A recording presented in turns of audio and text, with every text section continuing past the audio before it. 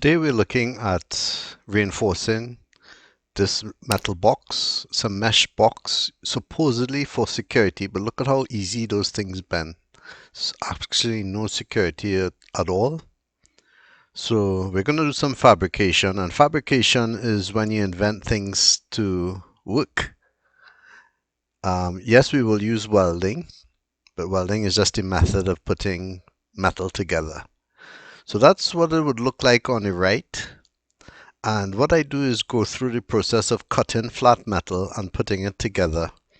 For instance, the lid is very thin, so by putting some flat metal here on the lid, it reinforces it, so nobody could pry it open.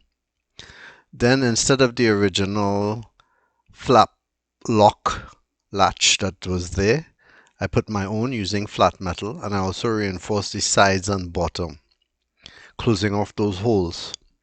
It's much stronger now. It just needs to be sanded down. That's what it looks like when it's sanded.